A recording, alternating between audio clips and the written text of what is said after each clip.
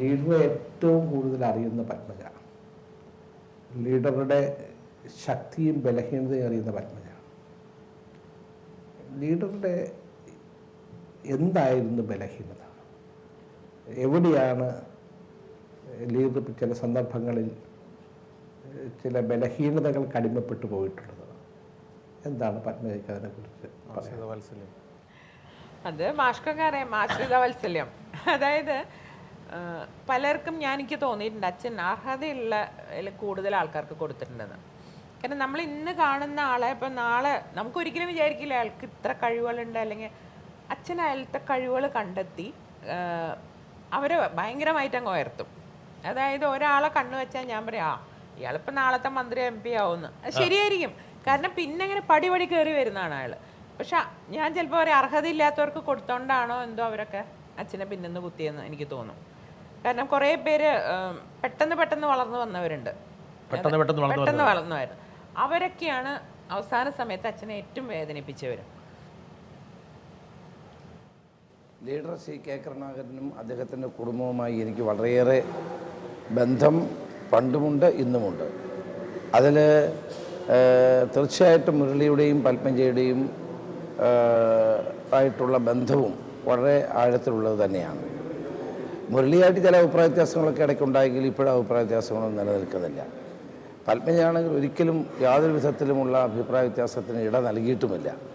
തന്നെയുമല്ല, ലീഡറുടെ ഏറ്റവും ബുദ്ധിമുട്ടുള്ള കാലഘട്ടങ്ങളിൽ ലീഡറെ ശുശ്രൂഷിച്ചും ലീഡറെ പരിചരിച്ചും മുന്നോട്ട് പോയ പത്മജയെ നമുക്കൊരിക്കലും മറക്കാൻ കഴിയുന്ന ഒന്നല്ല. തന്നെയുമല്ല, പത്മജയെ സംബന്ധിച്ചിടത്തോളം രാഷ്ട്രീയമായ നല്ല വിലയിരുത്തലുള്ള ഒരു വ്യക്തിയാണ്. അപ്പോൾ രാഷ്ട്രീയ രംഗത്ത് പല അഭിപ്രായങ്ങളും വളരെ നല്ല നിലയിൽ ആലോചിച്ചെടുക്കുന്ന അഭിപ്രായങ്ങളാണ്.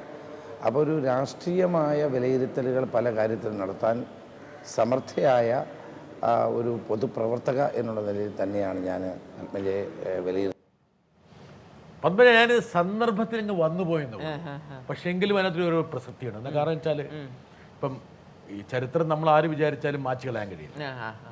വർത്തമാനകാല രാഷ്ട്രീയത്തിൻ്റെ സമ്മർദ്ദം കൊണ്ട് പ്രത്യേകിച്ച് ചരിത്രത്തിലേക്കുള്ള എത്തിനോട്ടം വേണ്ടെന്ന് പറയാൻ, അതൊക്കെ എപ്പോഴും ഇപ്പം ഈ ഗൂഗിളിൽ കിടക്കുന്നു എന്ന് പറയുന്ന പോലെ ചരിത്രത്തിന് അല്ല. ഇവരെ പോലെയുള്ള പലരും അകന്നു പോകാനൊരു കാരണം ഞാനത് പറഞ്ഞിട്ടില്ല പലപ്പോഴും. കാരണം മുരളിയേട്ടൻ്റെ വരവ് രാഷ്ട്രീയത്തിലേക്കുള്ള അത് പലരും പേടിച്ചിരുന്നു. പക്ഷെ അത് വെറും തെറ്റിദ്ധാരണയായിരുന്നു. ഒരിക്കലും അച്ഛൻ മുരളി ആ സമയത്തൊന്നും ഒരിക്കലും മുരളിയേട്ടനെ സപ്പോർട്ട് ചെയ്തിരുന്നില്ല. എല്ലാവരും മാതിരി ഫൈറ്റ് ചെയ്ത് വരട്ടെ എന്നുള്ളൊരു ആറ്റിറ്റ്യൂഡായിരുന്നു. പക്ഷെ എല്ലാവരും തെറ്റിദ്ധരിച്ചു ഇനി മുരളിയായിരിക്കും അടുത്ത്.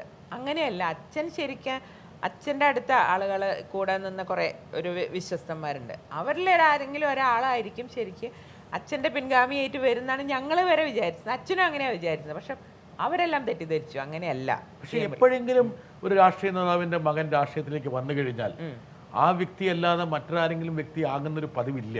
അല്ല, അന്ന് അങ്ങനെയായിരുന്നില്ല. ഇപ്പോഴാണ് അച്ഛൻ വന്ന അടുത്ത മകൻ തന്നെ എന്നൊരു തീരുമാനത്തിൽ. അന്ന് മുരളിയേട്ടനൊക്കെ ഉള്ള സമയത്ത് അങ്ങനെയല്ല. അന്ന് അച്ഛൻ നല്ല ആക്റ്റീവായിട്ട് നിൽക്കുന്ന സമയം അച്ഛൻ കൂടുതൽ രാഷ്ട്രീയ കാര്യങ്ങൾ മുരളിയേട്ടനേക്കാളും ചർച്ച ചെയ്തിരുന്നു കൂടെ നിന്നിരുന്നവരോടായിരുന്നു. അപ്പോൾ അവസാന കാലങ്ങളിൽ പക്ഷെ ഇവരൊക്കെ തിരിച്ചു കൊണ്ടുവരാൻ എനിക്ക് കഴിഞ്ഞു അക്കാര്യത്തിൽ. അല്ല, എന്തായാലും അന്ന് പത്മജ പറഞ്ഞതുപോലെ എനിക്ക് തോന്നുന്നു കുടുംബത്തിൽ ഏറ്റവും വലിയ ഒരു പ്രതിസന്ധി മുരളി വരുന്നു. മുരളി അപഹാസ്യനാകുന്നു. മുരളിയെ എന്താ പറയാ, ഒരു യാതൊരു ബുദ്ധിയും ബോധമില്ലാത്ത ഒരാളായിട്ട് ചിത്രീകരിക്കുന്നു. കിങ്ങിണിക്കുട്ടൻ. അതെ, അത് കഴിഞ്ഞ് ആ ലീഡറുടെ കൂടെ ലീഡർ വളർത്തിക്കൊണ്ടുവന്ന വലിയൊരു വിഭാഗം ലീഡറിൽ നിന്ന് മാറുന്നു. കലാപം. അല്ല, അത് അവരുടെ തെറ്റിദ്ധാരണയായിരുന്നു ശരിക്കും. അത് ഇപ്പം അവർക്കത് മനസ്സിലാവുന്നുണ്ട്.